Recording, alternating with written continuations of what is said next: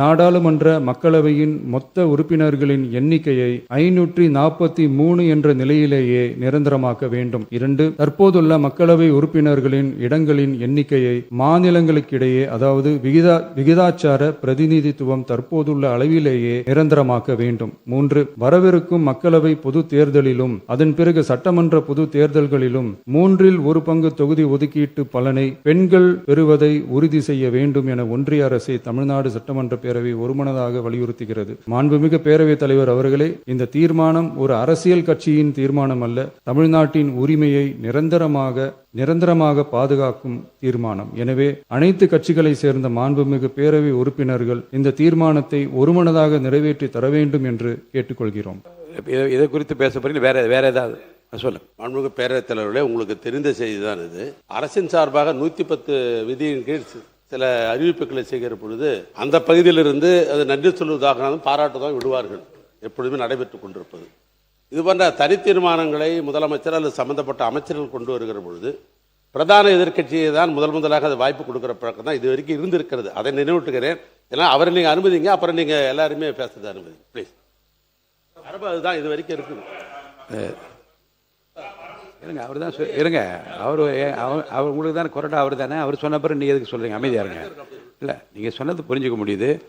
சென்ற முறை இது போன்று அனுமதித்தேன். ஏன்னு சொன்னால் கட்சிகளுடைய எண்ணிக்கைக்கு ஏற்ப 1, 2 அப்படி கொண்டு தான் போட்டு வந்தோம், கட்சிகளுக்கு ஏற்ப கொடுத்துட்டு வந்தோம். இப்போ இதுதான் இல்லை, புரியுது,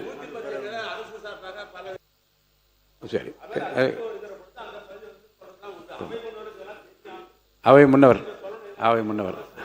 மாண்புமிகு பேரவைத் தலைவர் அவர்களே, மாண்புமிகு பேரவைத் தலைவர் விரும்புவது எல்லா கட்சியும் பேசி எதிர்கட்சியில் அதற்கான விளக்கத்தை சொல்கிற போது இன்னும் அது தெளிவாக இருக்கும் என்ற முறையிலே தான் அவர் அந்த சொல்லியிருக்கிறாரே தவிர வேறொன்றும் இல்லை. அது பேரவை விதி 98 தீர்மானம் ஒன்றை பேரவைத் தலைவர் பேரவைக்கு படித்து காட்டிய பின்னர் அவர் அழைக்கிற வரிசையில் உறுப்பினர்கள் அதன் மீது பேசலாம். அந்த அடிப்படையில் சில மாறுதல் நான் செய்கிறேன்.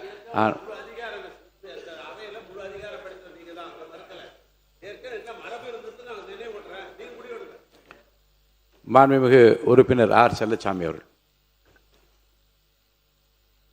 மாண்புமிகு பேரவைத் தலைவர்களே, மாண்புமிகு முதலமைச்சர் அவர்களே, எதிர்க்கட்சி தலைவர்களே, மாண்புமிகு அமைச்சர் பெருமக்களே, சட்டமன்ற உறுப்பினர்களே, மாண்புமிகு தமிழக முதல்வர் முன்மொழிந்த அரசினர் தீர்மானத்தை மார்க்சிஸ்ட் கம்யூனிஸ்ட் கட்சி மனதார வரவேற்கிறது.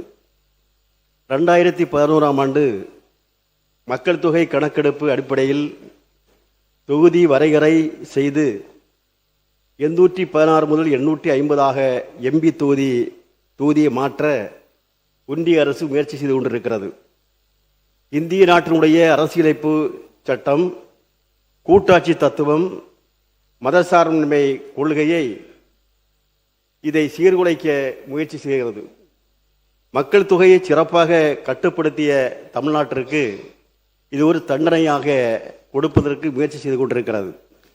ஏற்கனவே 1976ஆம் ஆண்டு சட்ட திருத்தத்தின் போது தமிழ்நாட்டின் தொகுதிகள் 41 39ஆக ஏற்கனவே குறைக்கப்பட்டது. அதுதான் வரலாறு. தற்போது இது நிறைவேற்றப்பட்டால் மேலும் பாதிப்பு அதிகமாக இருக்கும். மாநிலங்களோடு ஆலோசிக்கப்படாமல் எல்லையை நிர்ணயம் செய்யக்கூடாது என்று நாம் கேட்டுக்கொள்கிறோம். ஒன்றிய அரசினுடைய நோக்கமாக இஸ்லாமியர்கள், குறிப்பாக சிறுபான்மை மக்கள் வாழ்கின்ற இடத்தில் வெற்றி பெற முடியும் என்ற நிலையிலேயே அவர்கள் வெற்றி பெற முடியும் என்ற நிலையில் வெற்றி பெற முடியாத அளவில் அந்த எல்லையை பிரிப்பது, அதே மாதிரி தலித்துகள் வாழ்கின்ற அவர்கள் வெற்றி பெற முடியும் என்ற அந்த தொகுதிகளுடைய எல்லையை பிரிப்பது, எங்கும் வெற்றி பெற முடியாத நிலையை உருவாக்குவது என்ற நிலையிலே ஒன்றிய அரசு அப்படிப்பட்ட சூழ்ச்சிகளை நிச்சயமாக செய்யும். எந்த மாநில உரிமையும் பாதிப்பதை மார்க்சிஸ்ட் கம்யூனிஸ்ட் கட்சி ஒருபோதும் அனுமதிக்காது. தற்போது இருக்கின்ற எண்ணிக்கையிலேயே மாற்ற வரக்கூடாது என்று நாம் கருதுகின்றோம். பாராளுமன்றத்தில் 543 பேருக்கு இப்போதே பேச நேரம் இல்லை. அது 850 உயர்கின்ற நேரத்தில் எவ்வளவு நேரம் பேச முடியும் என்பதுதான் அது கேள்விக்குறியாக இருந்து கொண்டிருக்கிறது. எனவே அனைத்து கட்சிகளுடன் ஒன்றிய அரசு பேசணும், மாநிலங்களோடு பேசணும். அதற்கு பிறகுதான் இப்படிப்பட்ட ஒரு நிலைப்பாடை எடுக்க வேண்டும் என்று மார்க்சிஸ்ட் கம்யூனிஸ்ட் கட்சி கேட்டுக்கொள்கிறது. பிஜேபிக்கு செல்வாக்குள்ள வட மாநிலங்களில் தொகுதிகளை அதிகரிப்பது பிஜேபியுடைய நோக்கமாக இன்றைக்கு இருந்து கொண்டிருக்கிறது. மக்கள் தொகை கட்டுப்படுத்தப்பட்ட தென் மாநிலங்களில் குறிப்பாக தமிழகத்திற்கு இடங்களை தொகுதிகளை குறைப்பது என்பதுதான் நோக்கமாக இன்றைக்கு இருந்து கொண்டிருக்கிறது. அதே போன்று நம்முடைய மக்கள் தொகை கணக்கெடுக்காமல் இன்றைக்கு புதிய நாடாளுமன்ற கட்டிடமே கட்டப்பட்டது. புதிய நாடாளுமன்ற கட்டிடத்தை கட்டுகின்ற நேரத்தில் 888 இருக்கைகள் கொண்ட நாடாளுமன்ற கட்டடமாக கட்டப்பட்டது என்று சொன்னால் அன்றைக்கு ஏதோ நோக்கத்தோடு தான் இது கட்டப்பட்டதாக நாம் கருதுகின்றோம். எனவே இன்றைக்கு 543 எண்ணிக்கை என்பது அதுவே போதும். தமிழகத்தை போன்ற தென் மாநிலங்களை வஞ்சிக்கக்கூடாது என்று நாம் கேட்டுக்கொள்கின்றோம். மக்கள் தொகை கணக்கெடுப்பிற்கும் அதே போன்று மகளிர் இடஒதுக்கீட்டிற்கும் எந்த விதமான சம்பந்தமும் இல்லை.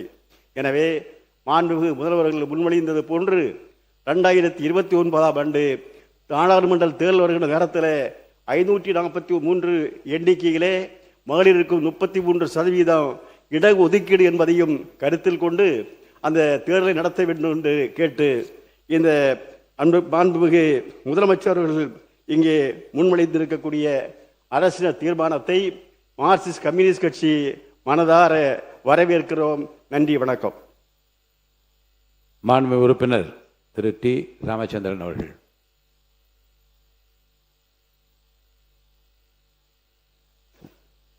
மாண்புமிகு பேரவை தலைவர் அவர்களே, தொகுதி மறுசீரமைப்பு என்ற பெயரால் தமிழ்நாடு உள்ளிட்ட தென் மாநிலங்களுடைய மக்களவை பிரதிநிதித்துவத்தை குறைக்கும் வகையில் ஒன்றிய அரசு கொண்டு வரவுள்ள தொகுதி மறுசீரமைப்பு சட்ட மசோதாவை எதிர்த்து நம்முடைய மாண்புமிகு முதலமைச்சர் தலைமையில் கடந்த 8ஆம் தேதி அனைத்து நாடாளுமன்ற உறுப்பினர்கள் கொண்ட கூட்டத்தை கூட்டி தமிழ்நாட்டுடைய மக்களை பிரதிநிதித்துவத்தையும் அதே போல மகளிருக்கான 33% இடஒதுக்கீட்டை உறுதிப்படுத்தும் வகையில் மாண்புமிகு முதலமைச்சரால் கொண்டு வந்திருக்கின்ற இந்த அரசியல் தீர்மானத்தை இந்திய கம்யூனிஸ்ட் கட்சியின் சார்பாக வரவேற்கிறேன், ஆதரிக்கிறேன். மாண்புமிகு பேரவை தலைவர் அவர்களே,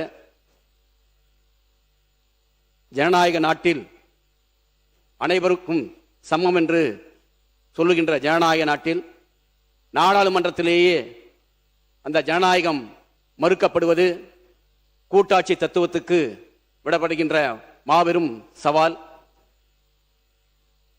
நாடாளுமன்றத்தில் மாநிலங்களிடையே ஏற்றத்தாழ்வுகள் கூடாது, சமநிலை இருக்க வேண்டும்.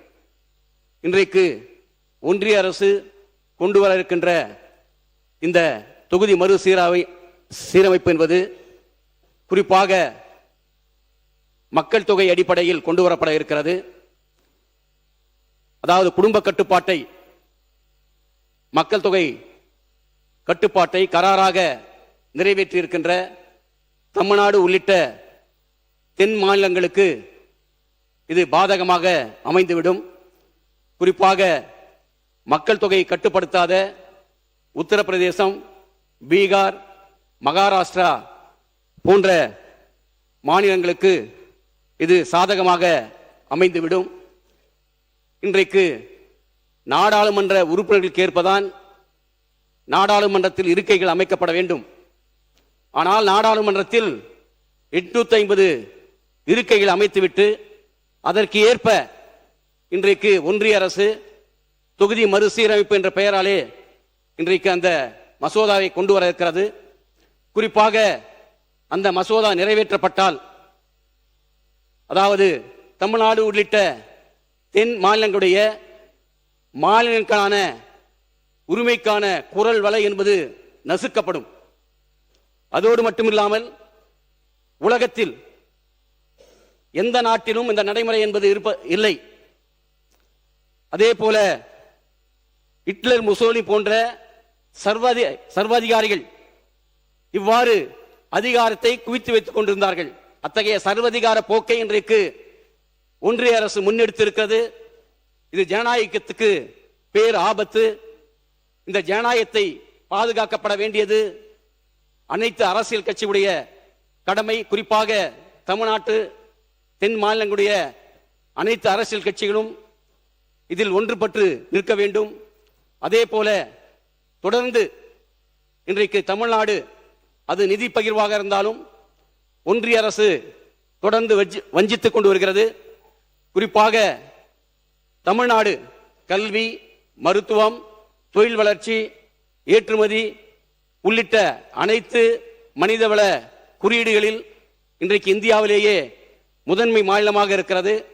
ஆகவே 2021 மக்கள் தொகை அடிப்படையில் இல்லாமல் ஏற்கனவே 1971 மக்கள் தொகை அடிப்படையில் தமிழ்நாட்டுடைய நாடாளுமன்ற உறுப்பினருடைய எண்ணிக்கை, அதே போல தற்போது உள்ள 544 நாடாளுமன்ற உறுப்பினர் எண்ணிக்கை குறையாமல் இருக்கும் வகையில் நம்முடைய மாண்பு முதலமைச்சர் கொண்டு வந்திருக்கின்ற இந்த சட்ட மசோதாவையும், அதே போல பெண்களுக்கான நாடாளுமன்ற சட்டமன்றங்களில் 33% இடஒதுக்கீட்டை உறுதி செய்யும் இந்த மசோதாவையும், அதே போல மக்களவை மாநிலங்களிடையே சதவிகிதம் 2.2:1 என்ற சதவீதத்தை நடைமுறைப்படுத்த வேண்டும் என்று மாண்புமிகு முதலமைச்சர் கொண்டு வந்திருக்கின்ற இந்த தீர்மானத்தை இந்திய கம்யூனிஸ்ட் கட்சியின் சார்பாக ஆதரிக்கிறேன்.